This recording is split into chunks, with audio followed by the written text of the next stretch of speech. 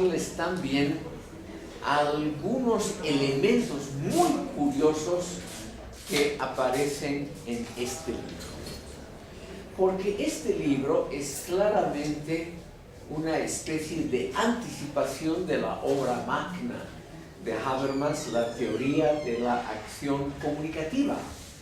Y él cree, estimado público, que una acción comunicativa bien realizada es la conjunción de los tres intereses, o sea, del técnico, del práctico y del emancipatorio.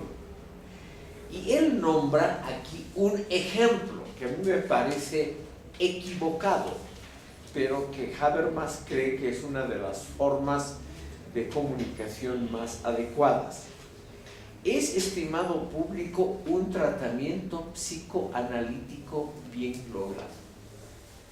Me permito explicar por qué Habermas cree que un tratamiento psicoanalítico bien logrado es realmente la mejor forma o el ejemplo más brillante de una comunicación adecuada. En primer lugar, porque el paciente en el tratamiento psicoanalítico sigue una sola regla, que es la libre asociación de ideas, totalmente libre, sin cortapisas. Entonces, es también la libre asociación de ideas la que debería reinar, por ejemplo, en el campo político. Habermas es el que hace esta inmediata transposición. ¿Cómo se unen estos intereses, el técnico, el práctico y el emancipatorio? Se unen y reúnen, estimado público, en este ejemplo para Habermas muy brillante, donde en el tratamiento psicoanalítico el paciente, que es la población,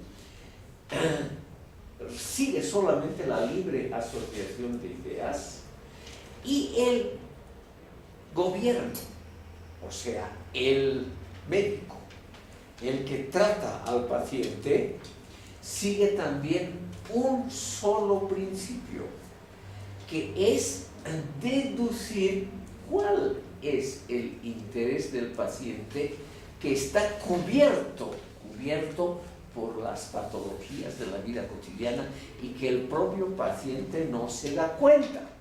Entonces, el médico tiene la función, o el psicoanalista, o el buen gobierno, tiene la función de interpretar correctamente qué es lo que el paciente, el pueblo, quiere.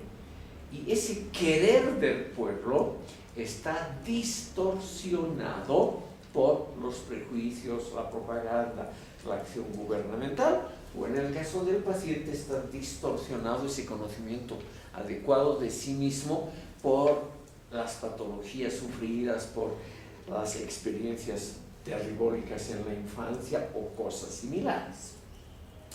Entonces, estimado público, cuando está bien logrado el tratamiento psicoanalítico, el paciente sale más o menos sano, porque ha comprendido cuáles son los impedimentos y prejuicios que él mismo opone a su curación, que él mismo opone. Como ustedes ven, es una cosa relativamente compleja, pero es interesante porque, según Habermas, el paciente bien curado por el tratamiento psicoanalítico al final comprende que su interés mayor es el interés emancipatorio que él comparte con el resto de la población, o sea, el ser libres de presiones, coacciones, prejuicios, tradiciones negativas, etc. Al mismo tiempo es un interés práctico, porque es un interés que puede, como el político, que puede ser compartido por muchos. O sea, es un interés que puede ser participativo, que no es egoísta, sino que es un interés amplio que puede ser comprendido y compartido por los otros. Y finalmente es un interés técnico, porque también el paciente se siente mejor estando sano. O sea, es una ganancia personal, egoísta de él mismo, un interés personal técnico bien logrado, el sentirse bien, el sentirse sanado. el haber comprendido cuáles son los factores que le impiden ser feliz, etc. Habermas insiste en esto, estimado público, porque él supone que nosotros tenemos obviamente problemas económicos que son objetivos, que impiden la realización de nuestros intereses. Pero él también, y esta es una idea muy controvertida, muy poco aceptada en el tercer mundo, Habermas cree que algunos de los obstáculos importantes a nuestra propia felicidad son nuestros prejuicios y tradiciones. Aquí él, estimado público, sin saber que existe la filosofía andina o cosas por el estilo, él realmente tiene una opinión que podríamos llamar opuesta a la veneración y al redescubrimiento de tradiciones antiguas. O sea, para él los saberes ancestrales, o sea, los que vienen de atrás, pueden ser prejuicios, o sea, pueden ser en el fondo decisiones que impiden que uno conozca bien su propia realidad y a sí mismo. Por lo tanto, lo que él propone es una opinión crítica con respecto a las propias tradiciones, prejuicios, saberes ancestrales y todo lo que venga de atrás. En ese sentido, igual que Freud, es una posición estrictamente racionalista, o sea, poner los propios prejuicios en duda, no tratar de salvarlos porque son los propios, no tratar de rescatarlos porque son los nacionales, los que dan identidad, los que dan fuerza, los que nos proporcionan dignidad, etc., sino simplemente tratar de mostrar que las tradiciones pueden ser obstáculos al conocimiento del mundo exterior y al conocimiento adecuado de uno mismo. O sea, él cree que el psicoanálisis, visto desde un punto de vista racionalista, es uno de los mejores modelos de interacción entre un cuerpo enfermo, un cuerpo con patologías, un cuerpo que sufre, un cuerpo que quiere, por ejemplo, más libertad, más democracia o lo que sea, y los prejuicios que impiden. Y la labor gubernamental de un buen gobierno, de un gobierno obviamente racional, sería ayudar al pueblo a que éste se conozca adecuadamente a sí mismo, como es el fin de un buen tratamiento psicoanalítico, donde uno llega a conocer sus propios prejuicios, sus propias carencias, etcétera, de acuerdo a lo que ha sufrido, por ejemplo, en la familia. Entonces, simplemente, estimado público, hay, según Habermas, modelos ya existentes para unir los tres tipos de interés que hay y al mismo tiempo para avanzar en la construcción de una sociedad razonable. Y aquí vuelve él a la crítica de Adorno y Horkheimer, y él dice, igual que en el psicoanálisis, los resultados a que se llegan son siempre provisorios. El paciente siempre se vuelve a enfermar, el paciente siempre tiene problemas otra vez consigo mismo. Es decir, hasta el tratamiento psicoanalítico más exitoso nunca es definitivo. O sea, traspuesto esto a la política, no hay un modelo, un programa político que sea realmente bueno, sino que hay solamente pasos, unos mejores que otros. Hay solamente medidas provisionales que son, en términos relativos, mejores que otras, pero no hay de ninguna manera la solución utópica ideal. No sé qué pensarán ustedes, estimado público. Esta es la interesante teoría de Habermas sobre el interés en sus tres facetas que hemos visto, contrapuesto a la cognición, al conocimiento científico, que al igual que en el psicoanálisis, el conocimiento siempre es complicado, siempre tiene muchas vueltas y siempre, estimado público, nos deja algo insatisfechos.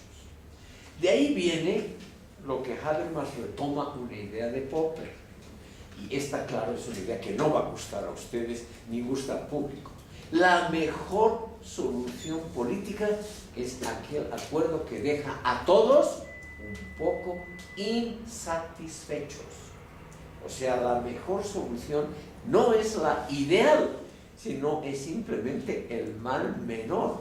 Un mal menor nos deja obviamente insatisfechos, pero es mejor así que tratar de alcanzar una solución ideal que nunca hay. ¿Por qué no hay? Porque el paciente sigue viviendo después del tratamiento bien logrado.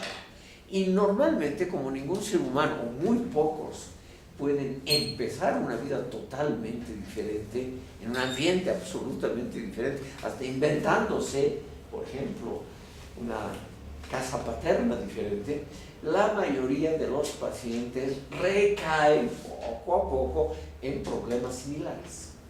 Están naturalmente, por el tratamiento, de alguna manera vacunados contra lo peor. Pero no hay duda que siempre hay recaídas, como por ejemplo en los casos de enamoramiento. ¿No es cierto, estimado público? Uno tiende lamentablemente a enamorarse de un chico o de una chica que repite un mismo patrón de comportamiento y de cualidades, positivas y negativas, lamentablemente. Tenemos, como dice el proverbio, el ser humano es el único animal que tropieza 2 veces con la misma piedra. Entonces, como eso no se puede evitar, el tratamiento psicoanalítico bien logrado o la política adecuada nos acerca simplemente a mejores soluciones, mejores en términos relativos, sin pensar en utopías como la marxista o la fascista, es decir, sin creer que hay la solución ideal a todo. Vemos aquí, estimado público, que aquí se argumenta simplemente con la idea del mejor argumento en términos relativos. Nunca hay lo perfecto. Como decía aquí en Bolivia una notable catedrática de esta universidad, doña Teresa Irisbert, lo perfecto es lo enemigo de lo bueno. Me permito darle esa idea, transmitirles esa idea. Lo perfecto es lo enemigo de lo bueno. Entonces, estimado público, en la vida cotidiana, en la vida política y social, en la creación cultural, según Habermas, no debemos molestarnos o no debemos tratar de alcanzar lo absolutamente perfecto, porque eso es un campo destinado a los dioses.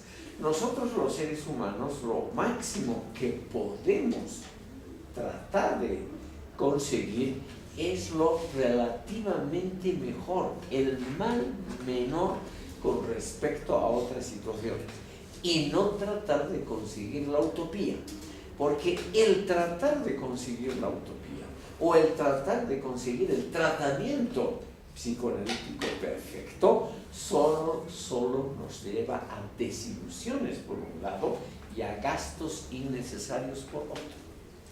O sea, el tratar de conseguir lo perfecto significa un enorme gasto en cosas prácticas y una enorme inversión en ilusiones que van a ser desautorizadas por el desarrollo real. Por lo tanto, de antemano, estimado público, yo sé que esto suena muy pesimista y claro, no suena algo que entusiasme a nadie, ¿no? Debemos solamente tratar de conseguir el mal menor. Si no hay, pero... Juan José Sebrelli, por ejemplo, planteaba en uno de sus escritos de periódico que en la época de Perón la sociedad había elegido a Perón como el mal menor en ese entonces, pero en realidad era el mal absoluto. En ese sentido, por ejemplo, podríamos decir igual de la política actual boliviana, ¿no? Que en el 2016, viendo el panorama electoral, se eligió un candidato como el mal menor, ¿no? Como el que apostamos las ilusiones porque es nuevo, porque es una persona, digamos, noble o que nunca se le ha dado el poder, etcétera, etcétera. O sea, se reviste de cierta manera ese mal menor como una posibilidad aceptable, pero a la larga se convierte en un mal absoluto, como lo que está pasando ahora, como lo que estaba pasando con Perón, como lo que estaba pasando con Hitler, por ejemplo, en su momento, que se lo eligió igual como un mal menor. Entonces, ¿cómo la razón en este sentido y la crítica racional podría vislumbrar esta problemática de apostar por ese mal menor, pero no convertirlo en un mal absoluto? Le agradezco mucho, es una pregunta muy interesante y con varias facetas. Me voy a dedicar primero a criticar una de las facetas. Lo que usted dice es algo que no se puede sostener así tan fácilmente, que Perón y Evo Morales sean el mal absoluto, o Hitler, porque usted lo que hace en el fondo es una comparación intrínseca entre los tres, como configuraciones del mal absoluto. Y yo, que soy ya muy mayor y anciano, yo le digo, mi estimado, la situación en Alemania y la que hay ahora aquí en Bolivia son muy, muy diferentes. Aquí no hay un régimen totalitario que controle todas las acciones de la vida cotidiana, un partido único cuyo registro es absolutamente obligatorio para todos los ciudadanos. Aquí no hay una guerra inminente donde obligan a todos los jóvenes a combatir y a morir por esa figura. Es decir, aquí el régimen es un régimen muy tolerante en el fondo, y permite un cierto pluralismo de ideas y de opciones políticas, y de ninguna manera estamos aquí en la situación del mal absoluto como usted lo ha definido. Y yo creo también, yo conocí de niño al régimen peronista por muchas estadías en ese país, y realmente era algo muy desagradable, pero no era el mal absoluto. El régimen de Perón no estatizó la propiedad privada, no hizo ningún cambio importante, era sobre todo un manejo de la opinión pública y del aparato ideológico del partido para manipular a los ingenuos, que en toda población estimó público. El caso alemán es clarísimo, los ingenuos son la inmensa mayoría de cada país, en todos los países del mundo. Entonces, lo que ha hecho Perón, sin hacer ningún régimen realmente revolucionario, por ejemplo, no estatizó ni un centímetro cuadrado de la gran propiedad agraria argentina, etc. Yo creo que él se ha dedicado sobre todo a la manipulación de las conciencias y él y su grupo dominante a acumular una de las mayores fortunas del planeta. Pero no ha pasado de eso, no ha sido el mal absoluto. Entonces, lo que hace usted perversamente es insinuar que habría una identidad de fenómenos entre los tres que usted mismo ha mencionado. Y yo creo aquí con Habermas, que usted ha llegado tarde, no ha escuchado la primera parte donde Habermas insiste en el tratamiento diferenciado y matizado de cada caso. Porque Habermas, lo más notable, que es lo que yo he explicado al comienzo, es que él adopta una posición crítica con respecto a sus padres espirituales.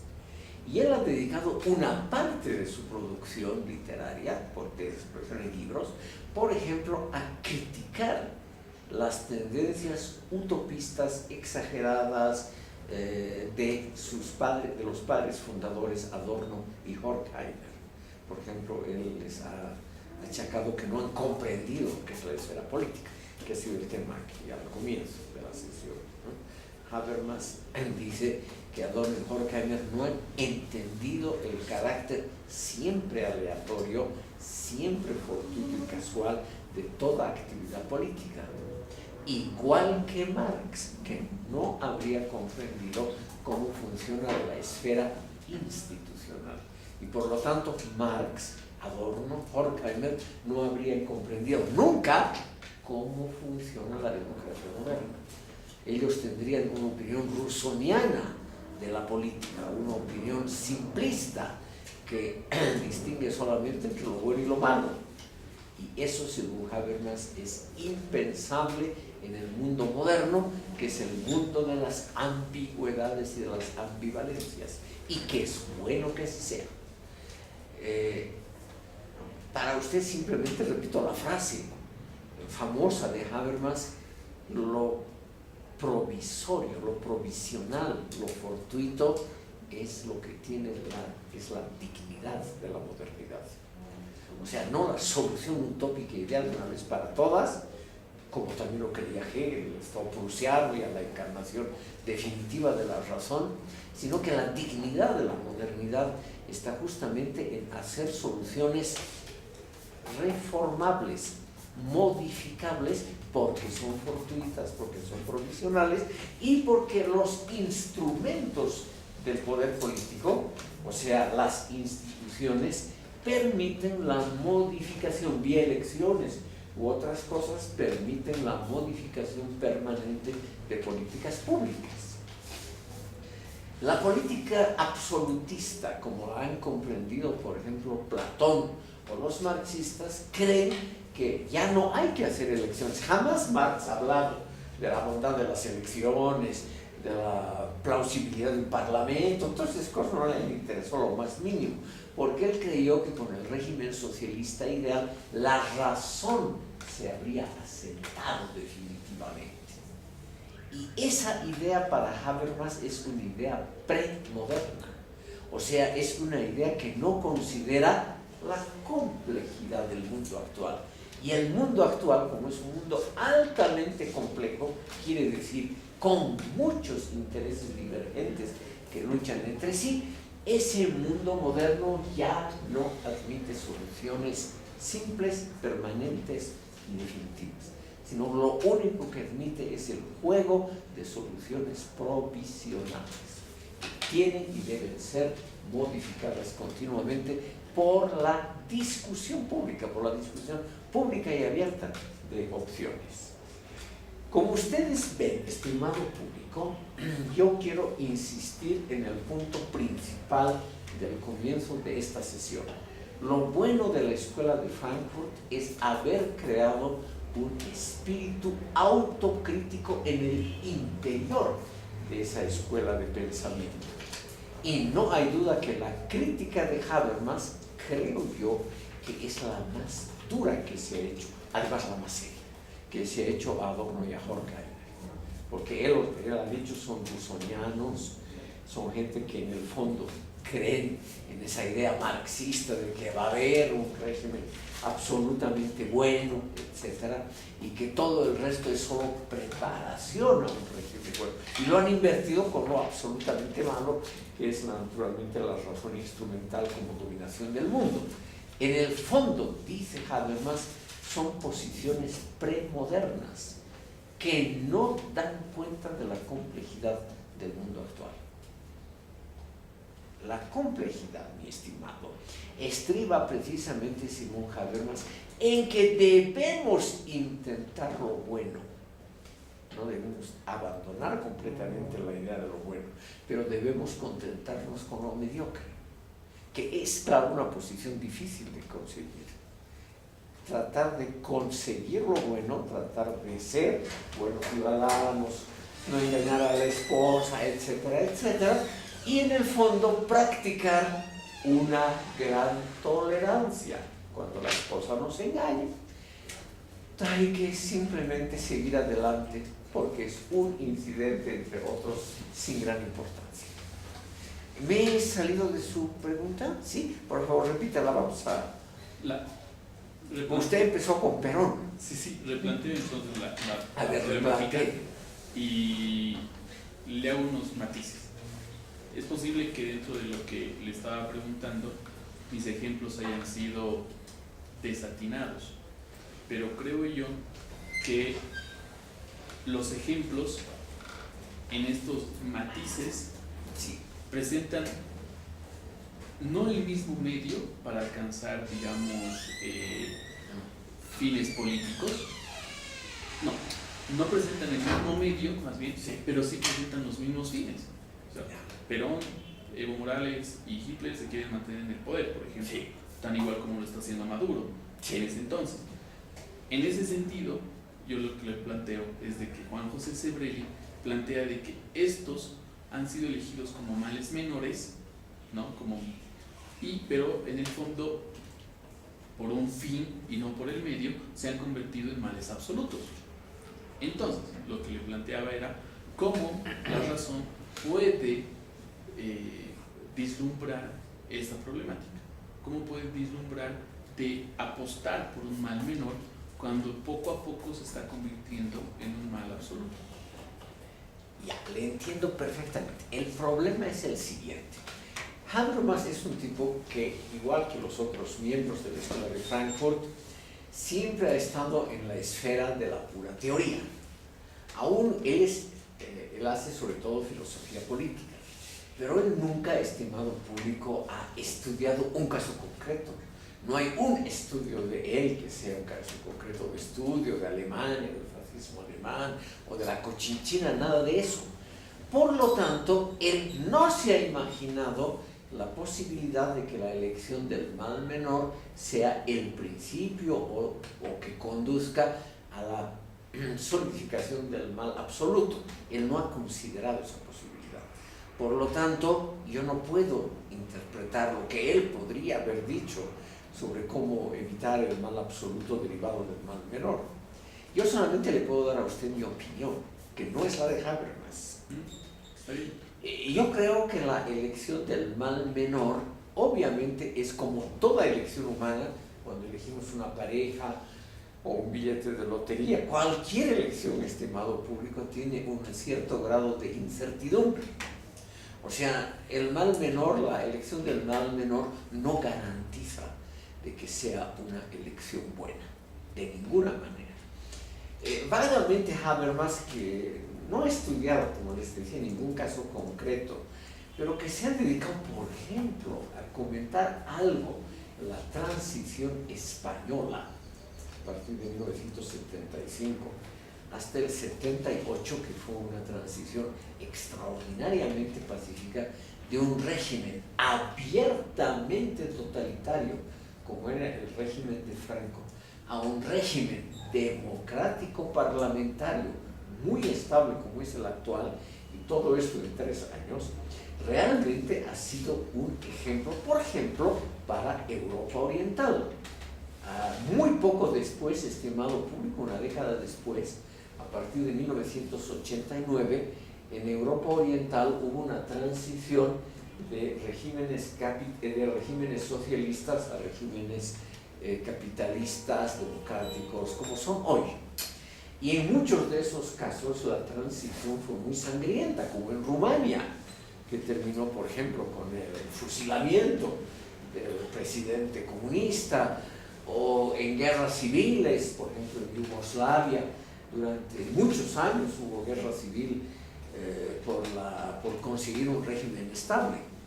Entonces, lo que él diría para contestar su pregunta de la relación entre mal menor, mal absoluto, es que no hay, es mi interpretación, no es lo que he dicho Habermas, que no hay una garantía de que podamos evitar el mal absoluto. No hay en ninguna actividad humana. Lo mismo en la elección de una pareja. Lamentablemente no hay garantía de que no estemos eligiendo lo peor posible. Eso, lamentablemente se nota después, a posteriori, pero nunca a priori, nunca antes de la experiencia.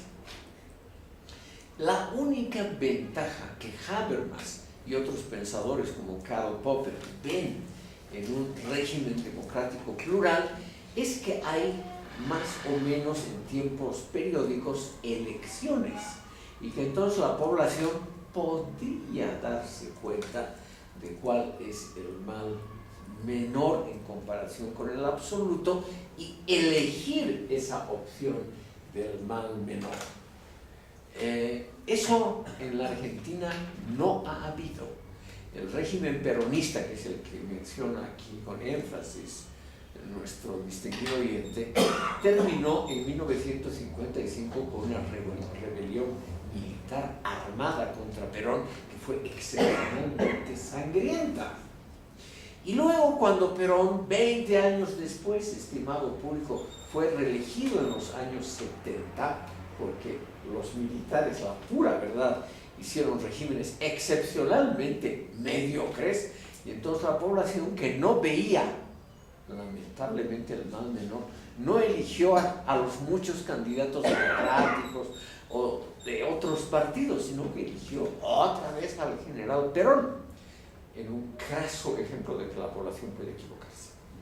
Lo eligen a Perón, Perón muere en medio o al comienzo de su periodo y le sucede su esposa Isabelita, quien delega el mando en su amante, que era el ministro de Obras Públicas, José López Rega, que al mismo tiempo era el jefe e iniciador de una banda que se dedicaba a matar gente, que era la Triple A. Entonces, el país cae, eligiendo el mal menor, cae evidentemente en el mal absoluto, porque ese régimen de Isabel Perón no puede mantenerse mucho tiempo, es un régimen absolutamente caótico, y ella fomenta, en el fondo, que haya un golpe militar. Y ese golpe militar produce la dictadura más horrible que ha habido en América Latina, 30.000 muertos asesinados por el gobierno, cosa que aquí en Bolivia jamás ha habido algo similar. Entonces, realmente ese gobierno de Videla en la Argentina ha sido el mal absoluto, no hay duda. Y no se podía prever, porque cuando subió Videla, mucha gente, incluyendo ese personaje que usted adora llamado Jorge Luis Borges, ese personaje también dijo, en comparación con el peronismo, todo lo que venga es mejor. Claro, parecía así, era tan malo ese régimen de Isabel Perón, tan excepcionalmente caótico y sangriento simultáneamente, que mucha gente pensó que no puede ser peor. En cambio, en la vida siempre puede ser peor. Como el caso de Bolsonaro en Brasil. No sabemos todavía. Nos permitiremos el beneficio de la duda, porque yo les aconsejo que en caso para juzgar regímenes políticos o amantes, lo mejor es la opinión a posteriori, o sea, cuando se han acumulado datos empíricos que nos permiten un juicio más o menos sólido sobre el caso. Pero como el señor ese todavía no ha tomado el poder, además todavía no ha vencido en la segunda vuelta, yo simplemente me abstengo de todo. No existe, diría Habermas, para responderle a usted, ninguna garantía. O sea, la elección del mal menor puede derivar en cosas peores. Pero si hay algo anterior al mal menor, o sea, un sistema institucional más o menos sólido que permite prensa libre, elecciones periódicas, discusión libre en órganos como el Parlamento, entonces por lo menos ese mal menor puede ser sustituido por otra mediocridad, pero que no sea tan grave. No hay duda, estimado público, y esto quiero decirlo muy claramente, que los gobiernos alemanes después de la Segunda Guerra Mundial, o sea, a partir de la fundación de la República Federal de Alemania en 1949, son la absoluta mediocridad histórica. Ninguno de esos regímenes tiene el entusiasmo juvenil, ninguno ha logrado captar, digamos, alguna idea renovadora e interesante. Son meras administraciones muy mediocres. ¿Quién se acuerda hoy, estimado público, de los antecesores de la señora Merkel? ¿Quién se acuerda que ha habido un señor Kissinger, primer ministro? Nadie se acuerda. Largos años. ¿Quién se acuerda de un señor Erhard? O de los muchos primeros ministros. ¿Quién se acuerda, para hablar solamente de este siglo XXI, quién se acuerda del señor Schröder, el antecesor inmediato de la señora Merkel? ¿Quién se va a acordar de esas mediocridades? Y sin embargo, son regímenes que permiten una cierta libertad de prensa, una expansión de otras ideas políticas, permiten la existencia de facultades de filosofía donde se los critica. En fin, estimado público, son evidentemente esas mediocridades son el mal menor. Y ahí es que Habermas, y aquí volvemos a este pensador, es que ha explicado cómo se podría definir ese mal menor, de modo que haya un ligero entusiasmo de los jóvenes. Él ha dicho, no podemos repetir los nacionalismos y los entusiasmos de épocas anteriores que han llevado, por ejemplo, al fascismo alemán.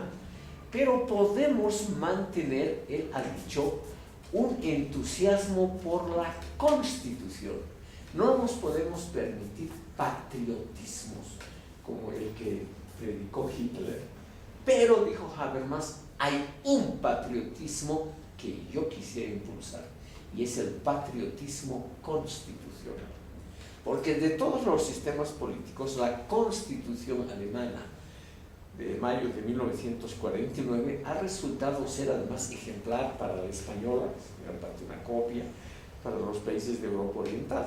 Entonces, el patriotismo constitucional sería el único entusiasmo racional que podría tener la juventud. Es decir, patriotismo referente a un entusiasmo por una cosa institucional, o sea, por un conjunto de reglas que son racionales, que no están personificadas en una persona. Eso sería un ejemplo del mal menor, el patriotismo constitucional. No sé qué le parece a usted.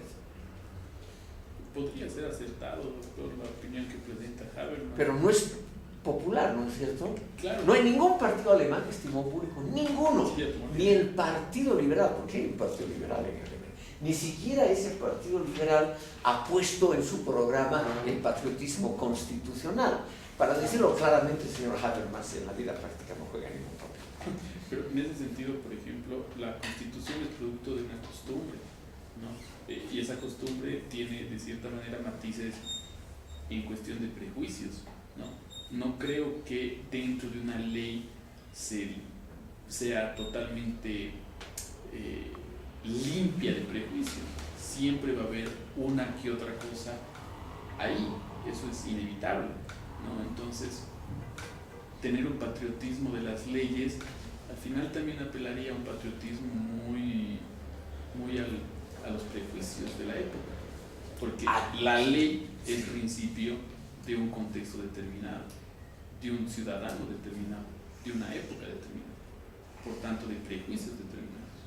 Aquí, estimado oyente, me permito contradecirle siguiendo estrictamente a Habermas. Habermas tiene una colección de obras menores que se llama Escritos Políticos Breves, donde él, por supuesto, la idea del patriotismo constitucional, etc. Y él ha pensado en esa crítica de usted. Él opina, estimado público, que toda ética es en el fondo, como dice, el contenido filológico de la palabra, que toda ética es un ethos, o sea, una costumbre, y que por lo tanto puede ser también personal, irracional, superada por el tiempo, etc. Habermas, para contradecir aquí a nuestro amigo Rousseau, ha argumentado de la siguiente manera, está diciendo directamente contra usted. La Constitución alemana de 1949 no es la continuación del ethos, de la costumbre constitucional que había hasta entonces. No es.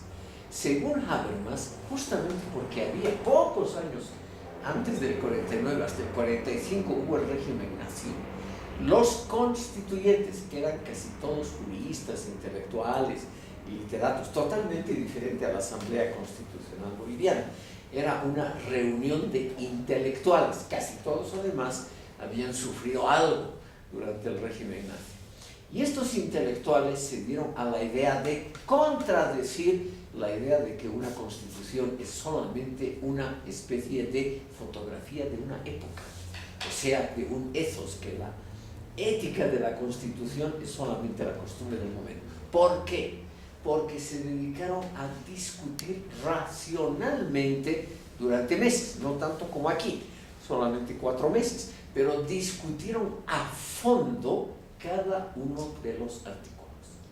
Entonces, aquí la discusión abierta, pública y racional, apoyada por los medios de prensa, etc., dio como resultado, según Habermas, un producto intelectual que es la Constitución alemana del 49, que es lo más alejado, según Habermas, de una simple mentalidad de la época, y que más bien, según él, es el fruto de la razón constitucional, el fruto de la razón política, el fruto, estimado público, en el fondo de lo que hacemos nosotros.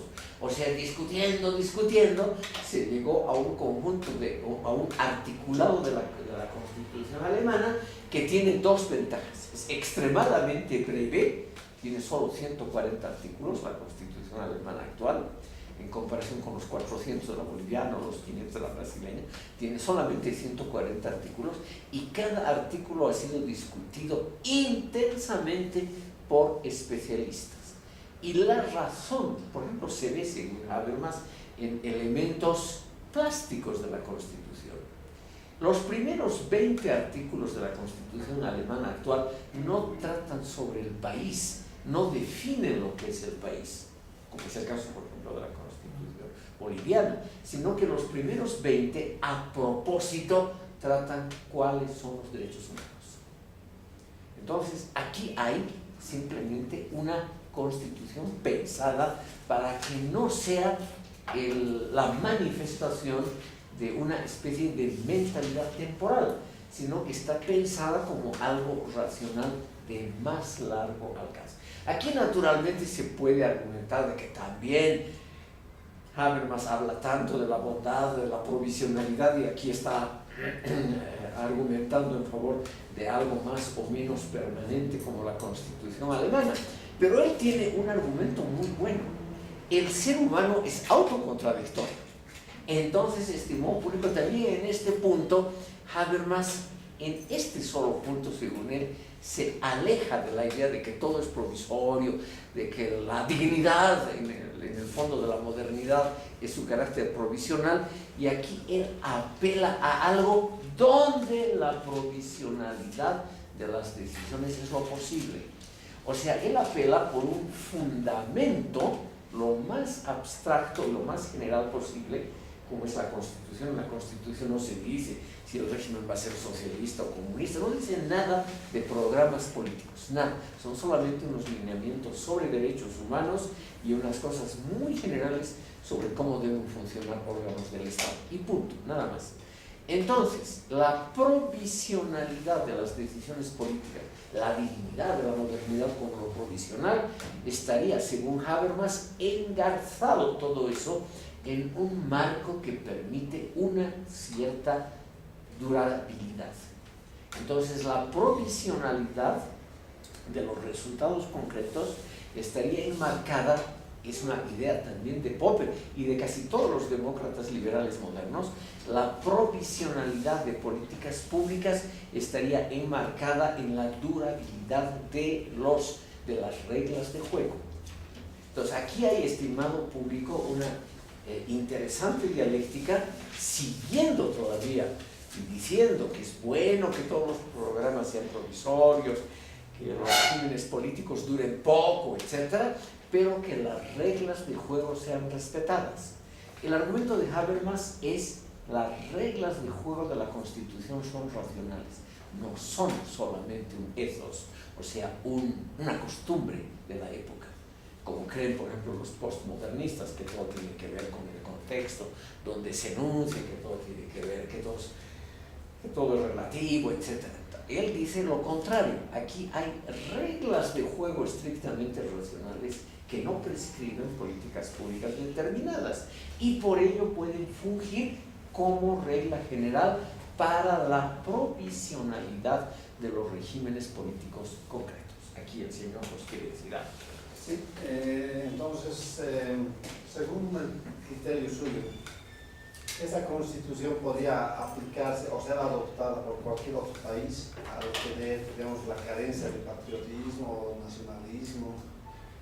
Podría servir de inspiración, como ha servido de inspiración a la Constitución española y a las de Europa Oriental después del 89. Podría servir. Tampoco no es una gran maravilla. Tiene la ventaja de ser muy breve y está redactada al contrario del patriotismo de la época hitleriana, de esos discursos rimbombantes, de esa prosa barroca que adoraba Hitler. Está redactada en términos premeditadamente simples. Es de una gran simpleza sintáctica la Constitución. Y al mismo tiempo no menciona nada si es capitalista, socialista. Por lo tanto, para contestar su pregunta, es relativamente aplicable. Relativamente aplicable. Ahora, es el año 49, el mundo ha cambiado mucho desde entonces. Son casi 80 años, estimado público. Obviamente que la Constitución no prevé muchos de los problemas actuales. La Constitución no habla para nada, por ejemplo, de políticas públicas de largo plazo que tal vez sean necesarias en el campo ecológico. Nada de eso. Es tal vez demasiado simple. Pero Habermas dice, el patriotismo constitucional es necesario porque el ser humano no puede vivir sin un poquito de entusiasmo. Un poquito. Es un tipo muy frío, Habermas, y viene de una sociedad como la alemana después de la guerra, que realmente evita toda manifestación de sentimientos, pulsiones, emociones. Es una sociedad premeditadamente muy fría. Y él cree que eso es lo positivo, porque las emociones embargan, estropean, ensucian el acto de pensar y de pensar políticamente. Claro, es una opinión que en el tercer mundo no es muy popular. Si no hay más preguntas, pasaremos, estimado público, a la obra cumbre, a la teoría de la acción comunicativa. Permítanme ustedes algunos de los elementos más importantes